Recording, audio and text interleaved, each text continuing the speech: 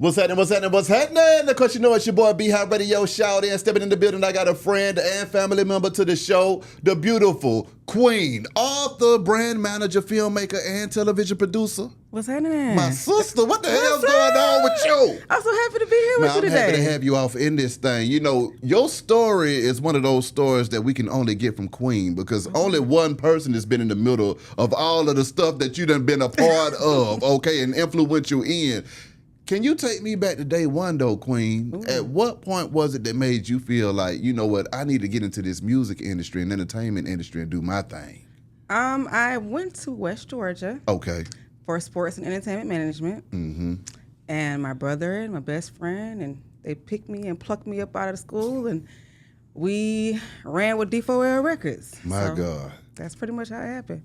What was it like when your brother came and got you? Had he already been popping with the music already, or what kind of thing was this? And for those who don't know, her brother is Shawty Low. He was popping in the streets. Of course. Yeah, so he was popping in the streets. He already had that going. D4L kind of already had that wave. They had their first song out, Bitch Can't Do It Like Me. And then around the time, right before Laffy Taffy came out, I came in the mix. What was it like getting into the industry, though? Because you going to school for this thing. Was you able to apply anything that you was learning in class in real time? I'm going to say I learned more in the street. In real time than I did in school. Exactly. Yeah, that time, though, for you, what was that like, just being wet behind the ears trying to navigate this whole music industry? What were some of the first learning lessons that occurred? I say as a woman, I was a little bit more naive, but I was glad I had people to protect me a little bit better. It's harder as a woman. People they automatically assume that you're weaker, and my mind is stronger than most. Exactly. So, yeah. Okay, being a woman in the industry, though, as well, how did you deal with the males not taking you seriously and trying to marry you at the same time?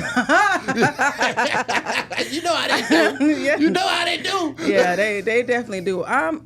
I have what I call the bro code. Okay. Yeah, so if a person is a real friend to me, I can treat them like my brother, and we don't have to go into any other route. Yeah. You know, I don't even look at them in any capacity other than that. So for the most part, I do that. And if it's somebody that I can't do that with, I limit my time and space with them. Okay.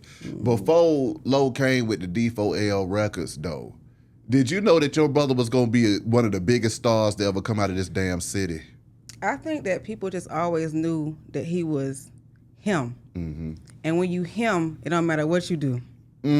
So, yeah. You got a pause? No, you got a pause on that one? Yeah, for sure. Yeah. Okay. What was it about him that made him him, though? He was like the neighborhood hero. Yeah. He came from nothing, you know. He had Ann and his grandma, and it's like when you come from a hood like Bowen Homes. Yeah. When you come from that atmosphere and being around that element and to come into something and build wealth for yourself, you are a hero to everyone around you. Yeah. So that's pretty much it. So maneuvering in this industry, though, I mean, what were some of your favorite times in this thing where you felt like, okay, I got the hang of this thing and I'm loving this right now? I'm going to tell you something a lot of people don't know. Well, people do know, but they just don't speak on it. Yeah. The first song that I ever A&R'd with Born Immaculate and Ballistic Beats was They Know. Oh. Yeah. Lo didn't even like the song. What? No, he didn't. He grew to like it. Are you serious? We had to force him to finish the song. Do you know how we forced him to finish the song? How? He had half the song. I had set up an interview with Greg Street at V103. Yeah. And I said he wanted to take Dun Dun up there. And I said, okay, that's cool. All right. Yeah. I gave Greg Street They Know. They Know. Yeah, and that's how that happened. What did Street say when he heard They Know? I don't know. It was kind of like his first, what he felt like was a commercial record. Yeah. But when he really realized it and he made up the dance to it, and he saw how big it could be, like he really embraced it and he ran with it. Well, now I'm talking about Greg Street. When Greg Street? Yeah. Oh, Greg was on him like, where's the rest of the song? Exactly. Like, let me get this. Calling Born Immaculate, like, hey, where's the rest of the song? Let me get it. Born was Lowe's engineer. Yeah. Yeah. And so producer. Even to this day, though, when you still hear that song playing on the radio on a regular basis, how did that make you feel, knowing that you had a strong part in that thing? I be feeling like now, since he's passed, I feel like that's a message from him. Because I hear it in the strangest places. I be in different cities, different countries. Yeah. And I randomly hear it, and I feel like, yeah, that's him with me. So that's how I feel now. traveling the world though, Queen, what has that been like for you? I love traveling. I love seeing new places and meeting new people. FABO and I just got back from Japan a couple of weeks ago. Amazing experience. My God.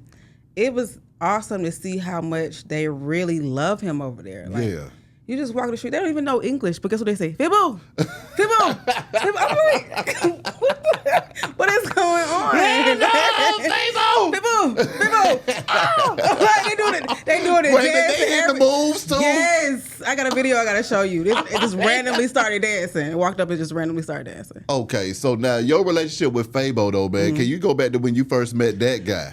Okay, so one day I walked in the studio, 2610 Bankhead. Okay. Original D4L studio. That's right. And FABO was at the computer. This is probably like 18 years ago.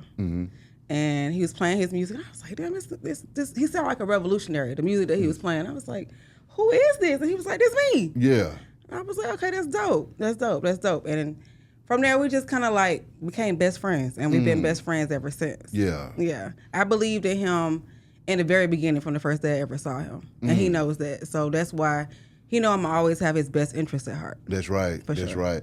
I mean, for you, though, your experience traveling Japan, what is that like for you when you touch down? You're like, okay, I'm in this whole new culture, peeking around.